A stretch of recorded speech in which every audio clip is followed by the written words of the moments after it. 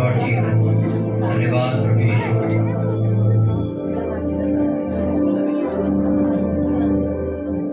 कविता और अमन दोनों मेरे को मिला बाद में एक बार। अगर ये काम कैमरा मैन का है तो तुम लोग यहाँ सिर्फ रोटी खाने बैठे।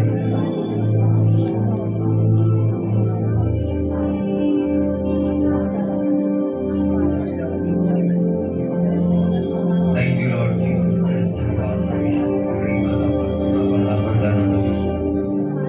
Thank you Jesus. Thank you Lord Holi.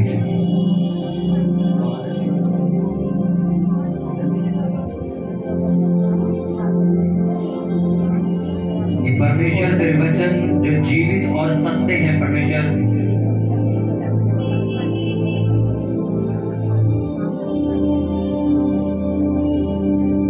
मुझे नहीं समझ आता लोग मेरे को कुछ घोल के देख रहे हैं। प्रार्थना तुम्हारा जीवन बदल देती है, बाइबल में लिखा है।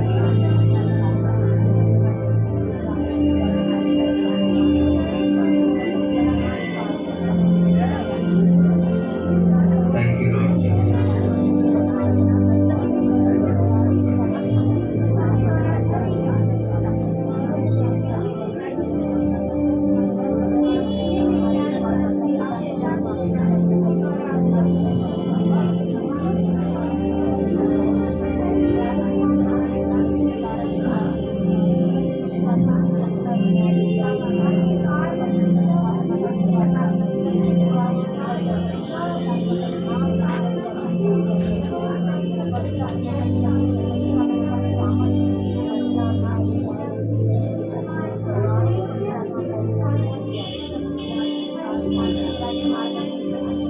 ये सारी प्रार्थना तेरे इकलौते बेटे प्रभु यीशु मसीह के नाम में मांगते पूरी चर्च जोर से बोले आमीन।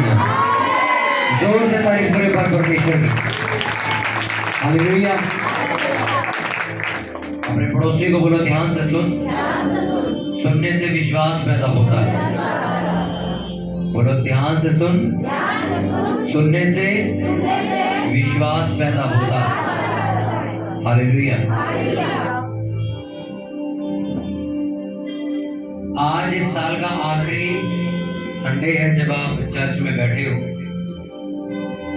ये लास्ट संडे चर्च है 2023 का। कल 2024 शुरू हो जाएगा। हालेलुया। इस पूरे साल में जितने भी रविवार निकले, जितने दिन निकले, तुमने जितनी प्रार्थनाएं करी, जितने उपवास रखे, जितनी गलतियां करी, जितने पाप किए, आज अगर उन सब चीजों को, धार्मिकता के काम हटा के जो सिर्फ शैतानी काम है, अगर तुम उन कामों को याद रखते हो तो 2024 में प्रवेश करना, 2024 के अंदर एक नई जिंदगी के साथ एंट्री करना, ये व्यर्थ हो जाएगा। क्योंकि शैतान का मेन मकसद है, मैंने आपको बताया कि शैतान कभी भी आपकी जो डेस्टिनेशन, आपकी जो मंजिल है, जिस चीज को हासिल करने के लिए परमेश्वर ने आपको चुना है, उस चीज को वो कभी भी खराब नहीं कर सकता। वो क्या खराब करता है? आपका रास्ता, आपकी तैयारी के दिन खराब करता है। आपको पता है आज भी ऐसा होता है, जो बच्चे किसी बड़ी सरकारी नौकरी की तैयारी करते हैं उनके साथ क्या होता है? अब उनके जो कॉम्पिटिटर होते हैं, जलने वाले होते हैं कि ये लड़का कहीं सरकारी नौकरी, कोई कलेक्टर ना लग जाए, तो वो क्या करते हैं, ये ऐसे ही पढ़ता रहा तो ये एक दिन पास कर जाएगा पेपर। एक काम करो, इससे जानबूझ के लड़ाई करो, झगड़ा करो, हाथापाई करो, और उस हाथापाई के चक्कर में क्या करो, इसका जो नाम है वो FIR में दर्ज करा दो। झगड़ा करो, इसका सर फाड़ दो, या इसको इतना मजबूर करो कि हम पे हाथ उठाए। ये तो समझ आ रही है, ताकि जानबूझ के इस पर क्या हो, FIR हो जाए, इस पे ईगो कम कर दे, इस पे FIR हो जाए, और फिर इसका नाम किस में आ गया, पुलिस रिकॉर्ड में आ गया। और जब पुलिस रिकॉर्ड में उसका नाम आ गया, मैं पेपर दे ही नहीं सकता। समझो, उसकी जो मंजिल है वो खराब नहीं करी किसी ने, उसकी जो तैयारी के दिन थे वो खराब कर दी। शैतान कभी भी आपकी जो मंजिल है, परमेश्वर ने आपको ऊंचा करने के लिए, आपको इज्जत देने के लिए बुलाया, तुम्हें बरकत देने के लिए बुलाया, वो उस चीज को कभी खराब नहीं कर सकता। वो क्या खराब कर सकता है? वो तुम्हारा जाने वाला वो रास्ता खराब कर सकता है, तुम्हारी तैयारी के दिन खराब कर सकता है वो। कितनों को समझ आ रही है? हालेलुया। तैयारी के दिन आपको परमेश्वर एक सपना दिखाता है। जो जिस चीज के लिए तुम प्रार्थना कर रहे हो वो हो चुकी है, बहुत अच्छी से चल रही है, और एकदम से आपकी आंख खुलती है तो सपना था, और आप कहते हो बड़ा अच्छा सपना मैंने देखा। वो सपना नहीं था, वो तुम्हें दिखाया गया है कि ये चीज तैयार है सामने, तू रास्ता रोकियो मत। जो सपने तुम्हें दिखाए जाते हैं, तुम प्रार्थना कर रहे हो किसी एक मसले के लिए, और तुम सपने में देख रहे हो कि वो मसला हल हो चुका है, मैं बड़ा अच्छे से रह रहा हूँ, ये वो कर रहा हूँ, और आपसे बढ़ के कहते हो मैंने ऐसा ऐसा सपना देखा, बड़ा अच्छा लगा, पर वो एक सपना, वो सपना नहीं था। कितनों को बात समझ आ रही है? हालेलुया। वो एक सपना नहीं था, वो तुम्हें दिखाया गया था कि ये चीज होने वाली। तैयारी करते रहो। हर 6 महीने 2 महीने बाद आपको एक ऐसा सपना आता है जिस चीज को आप होता हुआ देखना चाहते हो पर सपने में दिख जाती हो। एक व्यक्ति जो अपनी शादी के लिए प्रार्थना कर रहा है सालों से, उसको सपने में दिख रहा है उसकी शादी हो रही है, और जब सुबह उठता है कहता है कहाँ है रिश्ता कोई, पर सपने में उसको दिख रहा है कि मेरी शादी। उस सपने का मतलब पता है क्या है? परमेश्वर उसको दिखा रहा है तेरी शादी बहुत अच्छी होने वाली है, इंतजार कर, खराब मत करिए, रास्ता चलता रहे। वो बार बार तुम्हें वो सपना दिखा के तुम्हें एक तरह का उत्साह दे रहा है आगे बढ़ा, टेंशन मत ले, तेरे को दिखा रहा हूं मैं भी। बहुत सारे लोगों को ऐसा लगता है कि ये जो सपना मेरे को आया ये एक बेकार चीज थी, ये वैसी मन गढ़ंत आ गया होगा। परमेश्वर मन गढ़ंत तरीके से बात नहीं करता। परमेश्वर किसी चर्च में तुम्हें लेकर जाता है, क्यों? क्योंकि तुम्हारी सेवा बहुत बड़ी है। सोचो, एक कंपनी की जो कमाई है वो 5 लाख रुपए, और आप इच्छा रखते हो कि मैं यार 2 लाख रुपए सैलरी पे कब पहुंचूंगा। जिस कंपनी की कमाई 5 लाख रुपए, वो 2 लाख रुपए तनख्वाह दे सकती है तुम्हें? बोलो हाँ के ना। सोचो, कंपनी 5 लाख रुपए महीना कमाती है, और तुम उससे जाके करो 2 लाख रुपए तो तनख्वाह मेरे को दे दे, वो देगी तुम्हें? तुम गलत कंपनी में बैठे हुए, वो कभी तुम्हें 2 लाख तनख्वाह नहीं दे सकती।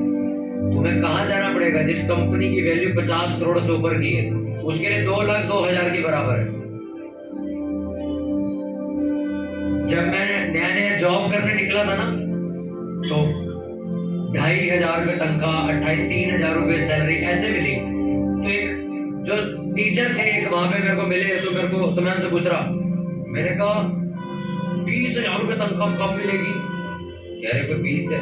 उनके बोलने में ऐसा बड़ी आम बात है। मैंने कहा 20,000 रुपये तनख्वाह में कब पहुंचेगी?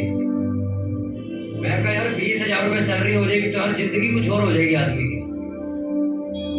सुनते रहो इस बात को। मैंने कहा 20,000 रुपये सैलरी हो जाएगी तो यार बड़ा मजा आ जाएगा यार, कितने सारे पैसे होते हैं 20,000 रुपये। तो कहते हैं यार ये तो तुम एक आधा सा एक्सपीरियंस हो जाएगा, तुम्हें मिल जाएगी।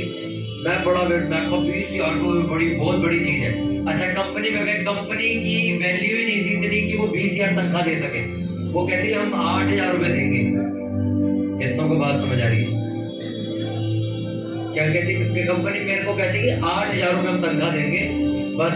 तो मैं कहता हूँ 8,000 रुपये और बहुत हो गए मेरे लिए, तो 3,000 रुपये में काम करता था मैं, 8,000 मिल के मैं खुश हो गया। अब मैं उस कंपनी वाले को कहता हूँ, हकीकत में मैंने कहा, मैं कहा ऐसे कहते यार इतनी सैलरी पे तो कोई काम ही नहीं कर रहा ऑफिस में, इतनी सैलरी तो मेरे को नहीं समझ आई। तो कंपनी 20,000 दे नहीं सकती मेरे को। मैंने क्या किया? मैंने दूसरी जगह ट्राई करना शुरू किया, इंटरव्यू दिए, सब कुछ दिया। मेरे को 15,000 रुपये की नौकरी मिली। मैं 15,000 लेके बड़ा खुश, मैं तेरी हुए 15,000। फिर मेरे को एक लड़का और मिला, उसने कहा यार हम तो 22,000 कमा रहे, 15,000 मेरे लिए खराब हो गया। अब मैं 22,000 के पीछे भागने लग गया। एक टाइम में मेरी 22,000 की भी नौकरी लग गई। फिर मेरे को लड़का मिला, कहता मेरे 30,000 तनख्वाह है। मैं 30,000 के पीछे भागा। मैं ऐसे भागता गया। एक टाइम था, अभी 1 महीने पहले मैं 50,000 रुपये का काम कर रहा था, मेरी कमाई 50,000 से ऊपर चली गई। एक लड़का जो मेरा दोस्त जो चर्च के आप पोस्टर देखते हो वो एक लड़का बनाता है, उसकी नौकरी लगी 65,000 रुपए में, अब 50,000 रुपए कम हो। कितनों को समझ आ रही बात? मैं जो समझाना चाहता हूँ बाद में समझाऊंगा, जो सुनो इसको। एक टाइम जब मैं ये सोचता था यार 15,000 रुपये तनख्वाह मिलेगी और 50,000 रुपये उसने मेरे मिट्टी कर दिए बोल के भाई मेरी सैलरी 80,000 रुपये। मैं कह रहा 50,000 रुपये 80 पे पहुंच गया, अब 80 के पीछे लग गया कि 80,000 रुपये एक महीने में कमाने। मैं ये कहानी आपको क्यों समझा रहा हूँ? ये इसलिए मैं आपको समझा रहा हूँ, जिस चीज को तुम पाने के लिए भाग रहे हो उसका एक रास्ता है। मेरे को 5 साल लगे यहां तक पहुंचने में, ये 5 साल अगर मैं खराब कर देता, नहीं करते पढ़ाई, क्या करेंगे पढ़ाई किताबें पढ़ के, मैं पहुंचता यहां तक। अभी सेम चीज मैं आपको समझाना चाहता हूं, तुम्हारी जिंदगी के अंदर बहुत सारी ऐसी चीजें हैं जो तुम हल होती देखना चाहते हो। कब मेरे बच्चे नशे से बाहर निकलेंगे, कब मेरा हस्बैंड शराब छोड़ेगा, ये आपका मसला है। अब ये होगा कब? आपको बहुत बड़ी चीज लग रही है, यार ये हो सकता है क्या? यार ये नशा, ये तो यार पानी की तरह पीता है शराब, ये छोड़ सकता है कभी? आप तैयारी कर रहे हो, तैयारी का मतलब आप रोज प्रार्थना कर रहे हो, आप उपवास रख के प्रार्थना कर रहे हो, आप चर्च में आ रहे हो प्रार्थना कर रहे हो, आप उसको प्रचार कर रहे हो, उसको समझा रहे हो, उसके लिए प्रार्थना कर रहे हो, ये तैयारी चल रही है आपकी। 2 साल बाद वो आदमी आपको आके कहता है मेरे को चर्च जाना है, और आप उसे चर्च लेके आते हो, उसके लिए प्रार्थना होती है और वो कहता है मेरा शराब पीने का मन नहीं कर रहा, और फिर आपके लिए आम चीज हो जाती है। आप जब फिर दूसरी लेडीज से मिलते हो वो कहती है मेरा हस्बैंड, अरे आप प्रेयर करो हो जाएगा। आई समझ बात? जो पास्टर लोग आपको बोलते हैं आपको मजाक लगता है, पर आपको ये तो बड़ी खुशी की चीज है, पास्टर जी ने बड़ी आराम से बोल दी है बात, प्रेयर करो। मैंने चीजों को आसानी से खत्म होते देखा है कुछ टाइम बाद, इसलिए मैं आसानी से आपको समझा रहा हूँ। आज वो चीज आपके लिए बहुत बड़ी है, पता है क्यों? अभी आपकी तैयारी चल रही है। और आपको मैं एक बात समझाना चाहता हूं, जब तक तुम्हारी तैयारी के दिन पूरे नहीं हो जाते परमेश्वर वो चीज तुम्हें दे नहीं सकता। मैंने अपने 5 साल में मैंने ये चीजें देखी और नोटिस की है। जिस भी मसीही व्यक्ति को जल्दी बरकत मिल गई वो चर्च से चला गया, उसकी नजर में परमेश्वर की कोई वैल्यू नहीं है। अब वो परमेश्वर को टाइम पास समझता है क्योंकि उसको 1-2 दिन में सब कुछ मिल गया। मैंने देखा अपनी आंखों से। हालेलुया। कितनों को समझ आ रही बात? उत्पत्ति की किताब उसका 17 उसका पहला वचन में पढ़ूंगा, पेज नंबर 17। बाइबल की पहली किताब है उत्पत्ति। बड़ी बाइबल में हो गई, कुछ लोगों को ये नहीं पता, नए नियम में ढूंढ रहे। इसलिए नए साल पे आप बड़ी बाइबल चर्च से लेके जाओ। अभी हमने ऑर्डर दिए, मिल नहीं रही है वो, जैसी आएगी आपको मिल जाएगी, उसको खरीद लेना, उसको पढ़ना शुरू करना। ध्यान से सुनना सभी ने।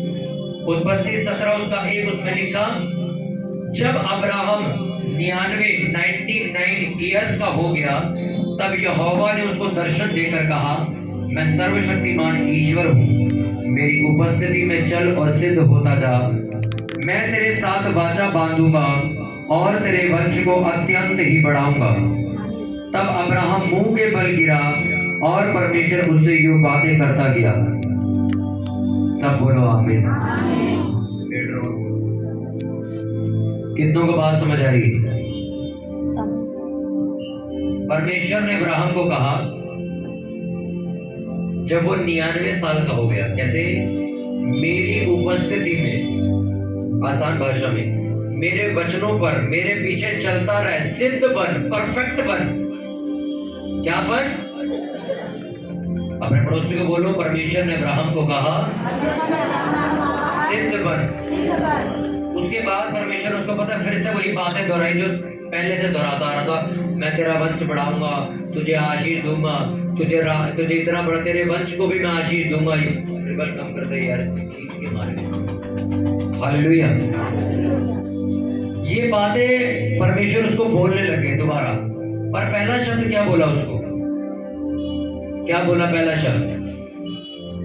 मेरे पीछे चलता जा और परफेक्ट बन, सिद्ध बन। सिद्ध कौन? आज बता दो। ये बात अब्राहम को परमेश्वर ने क्यों बोली थी? क्योंकि पता है अब्राहम को परमेश्वर ने कहा था तेरे एक बेटा उत्पन्न होगा जो पूरी पृथ्वी का वंश चलेगा, जिससे जितने आसमान में तारे इतना तेरा वंश होगा, पर वो तेरी अपनी वाइफ से पैदा होगा। पर अब्राहम ने क्या किया था? अपनी वाइफ की जो दासी थी, जो नौकरानी थी, उसके साथ जाके सोया, उससे वंश पैदा हुआ जिसका नाम इश्माइल रखा गया। जब परमेश्वर को ये बात पता लगी, परमेश्वर ने कहा ठीक है, पर ये वो लड़का नहीं है जिससे मैं तेरा वंश चलाऊंगा, वेट कर, तेरी अपनी वाइफ से वो बच्चा पैदा होगा। शैतान ने क्या किया? उसकी तैयारी खराब करी। इसीलिए 17वें अध्याय में परमेश्वर ने आगे क्या बोला उसको? सिद्ध बन। तो अपनी वाइफ की बातों में आगे तू क्या करके आएगी? अब्राहम सही चल रहा था, परमेश्वर ने उसको कहा मैं दूंगा, तू इंतजार कर, टेंशन मत ले। वाइफ ने उसको कुछ कहा, बातें उसने सुनी, सलाहें ली और वाइफ के कहने पे काम करके आ गया। परमेश्वर ने कहा कि तू थोड़ा सिद्ध बन, अभी तक तो भी नहीं इधर उधर की बातें सुन लेता है, परफेक्ट बन, अभी तेरे तक कमी है। शैतान को मालूम हो गया था इसहाक पैदा होने वाला है, इसलिए उसने तैयारी खराब कराई और इश्माइल पैदा करवाया। आज भी पास्टर और विश्वासियों की जिंदगी में ऐसा होता है, जिस चीज की तैयारी तुम कर रहे हो उसी तैयारी के बीच में शैतान तुम्हें आगे कोई छोटा सा रास्ता दिखाता है शॉर्टकट मारने का, ये ऐसा कर ले ये भी हो जाएगा, और आप उस रास्ते को अपना लेते। जिस तैयारी में परमेश्वर ने तुम्हें रखा है ना, वो तैयारी 1 साल चलेगी, 6 महीने चलेगी, 2 साल चलेगी। परमेश्वर चाहता है कि अभी तू प्रेयर कर, उपवास कर और प्रेयर कर। वो मसला हल नहीं करेगा, वो दुख और बढ़ाएगा, ताकि तुम प्रेयर करो, करते रहो। दूसरे लोग आके तुम्हें शॉर्टकट देंगे। सोचो आज भी ऐसा होता है, एक पास्टर को जानबूझ के परमेश्वर फाइनेंशियल चीजों में फंसाता है कि ये प्रार्थना करे, मुझ पे निर्भर हो, मैं इसको पैसे दूंगा, इसके पैसे रोको थोड़ी देर के लिए। पर पास्टर को आगे कोई दूसरा आदमी सलाह दे देता है, पास्टर जी आपको मैं नंबर दे दूं, आप लोन करवा लो, 2 लाख रुपए का आपको लोन मिल जाएगा, आपका काम हो जाएगा। और पास्टर वो तैयारी छोड़ देता है और वहां चल देता है, चलो करवा दो लोन मेरा, और फिर वो लोन जिंदगी भर वो उतारता ही रहता, चढ़ता उतरता, जिंदगी निकल जाती उसकी। अब वो परमेश्वर से दोबारा पूछते कि लोन, ये कर्जा मुझ पे क्यों आया? परमेश्वर ने क्या कहा? तू 5 दिन और प्रेयर करता, 6ठे दिन में एक बंदे को भेज रहा था, वो लेके ही आ रहा था पैसे। तूने क्या की? सलाहें सुन ले लोगों की, जाकर लोन ले लेता हूं मैं, चलो। आज भी ऐसा होता है। एक लड़के के लिए, एक लड़की के लिए बहुत अच्छा जीवन साथी परमेश्वर ने चुन रखा है। परमेश्वर क्या कह रहा है? अभी प्रार्थना कर, चलती रहे, मैं भेज दूंगा टाइम आने पे। तुम बीच में टांका माराते हो, बहुत देर हो गई, चलो इसी से शादी कर लेते। परमेश्वर की ये प्लानिंग नहीं थी। आज भी जो विश्वासी हैं चर्च के अंदर, खुद चर्च के पास्टर भी वो हरकत कर जाते हैं जो उनकी तैयारी से, उनकी जो प्रिपरेशन है उससे बाहर निकाल के ले जाती है। परमेश्वर चाहता है कि तुम तैयारी करो, शैतान चाहता है कि तुम्हारी तैयारी खराब कर दी जाए। जिस तरह अब्राहम की तैयारी खराब कर दी गई। कैसे खराब हुई तैयारी? उसको कहा था सिर्फ विश्वास कर, प्रार्थना कर, चलता रहे। वाइफ कहती है इतना टाइम हो गया, अब छोड़, एक काम कर, इसके साथ जाके सो और वंश पैदा कर, आगे काम करेगा। कोई हल निकला उस बात का?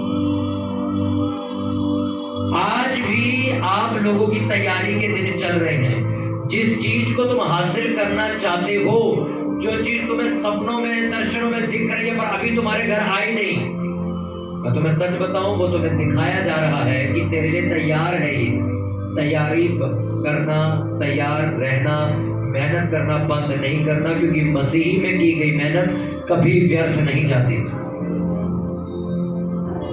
हालेलुया।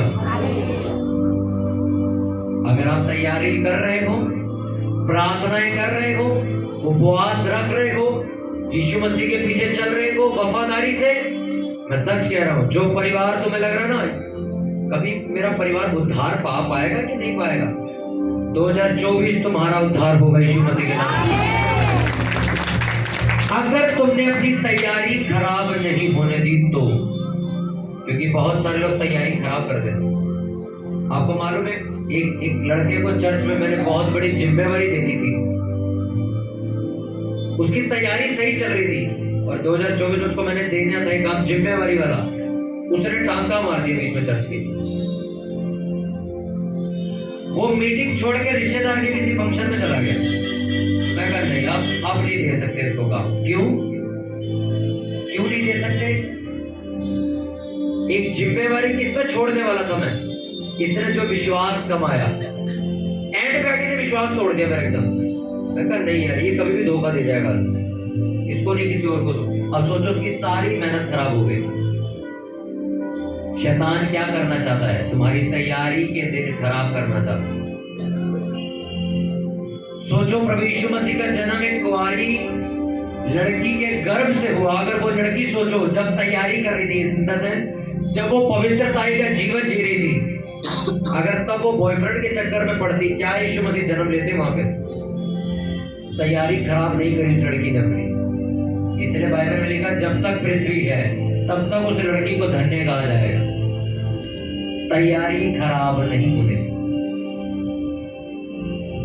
यूसुफ के बारे में पढ़ा आपने कि नहीं पढ़ा? उसकी तैयारी हर रोज खराब करने के लिए आता था शैतान, हर रोज। कभी जेल में डाल, कभी गड्ढे में फेंक, कभी व्यभिचार में ले जा, कभी झूठा इल्जाम लगा दे। और उस बंदे ने अपना काम करना बंद नहीं किया और एक दिन वो प्रधानमंत्री बना। पर उसको 17-18 साल की उम्र में एक सपना आया था कि मैं प्रधानमंत्री बना और मेरे घर वाले मेरे आगे सर झुका रहे। क्या वो सपना बेकार में आया था उसको? बोलो।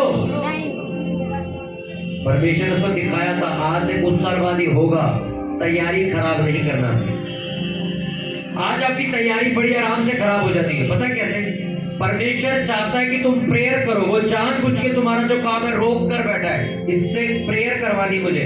तुम बीच में शॉर्टकट ढूंढ लेते। तुम्हारे घर वाले तुम्हें शॉर्टकट दिखा देते।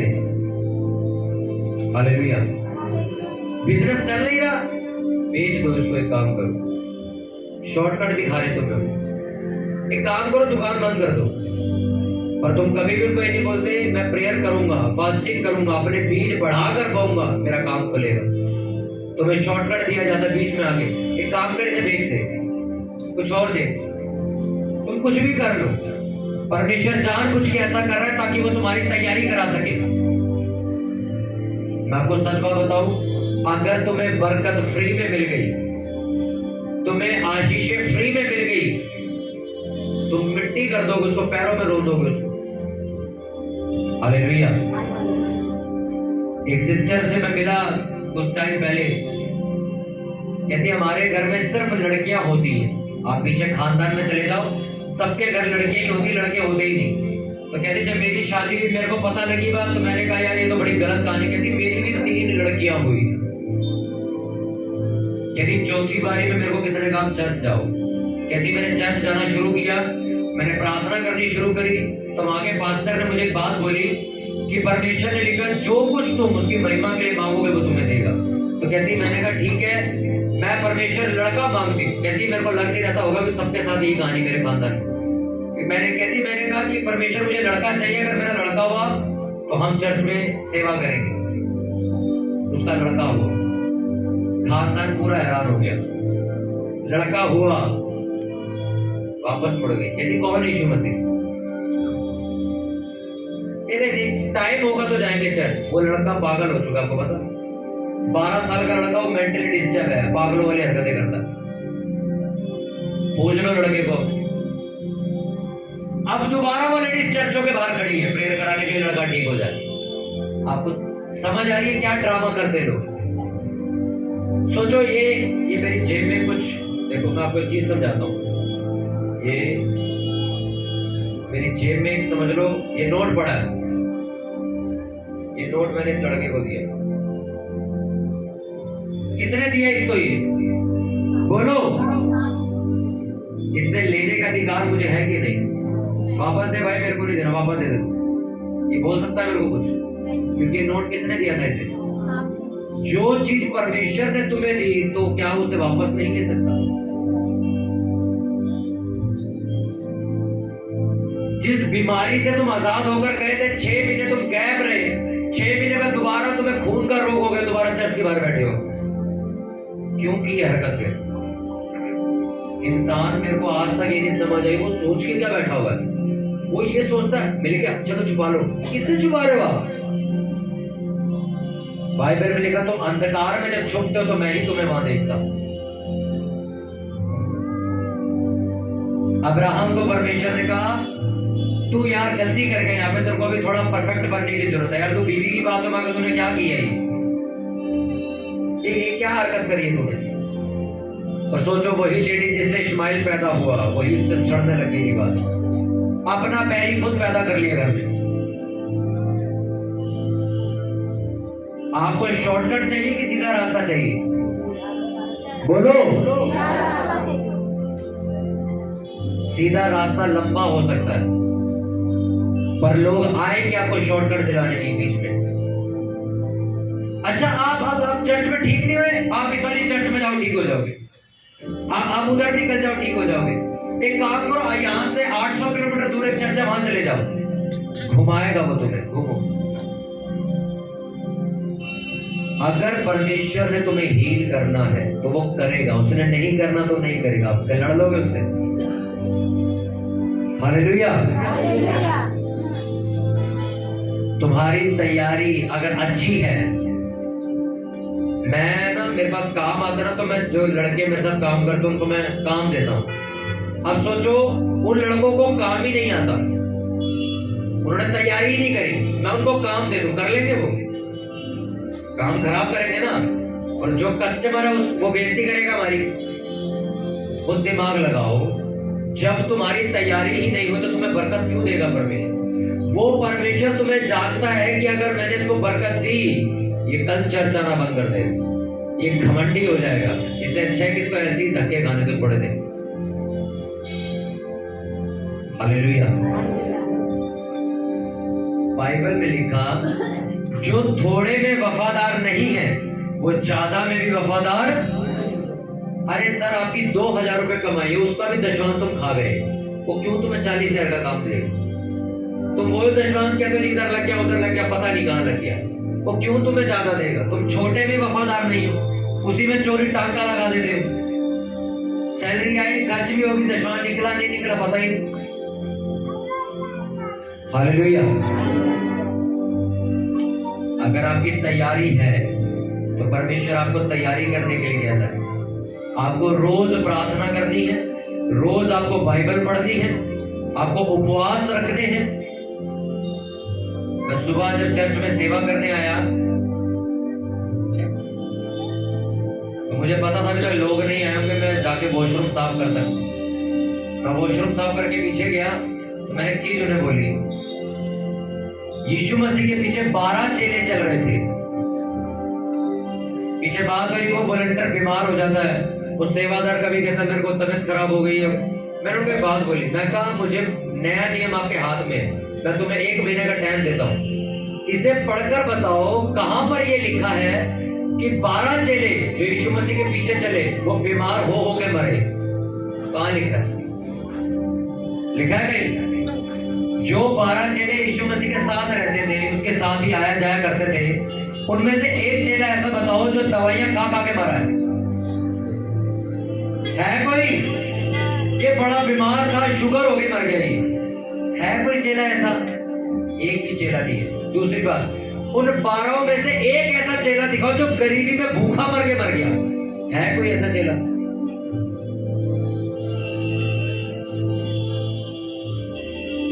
उन 12 चेलों में से ऐसा बताओ जिसने शादी की और उसके बच्चे, उसकी वाइफ को 5 मर गए हो?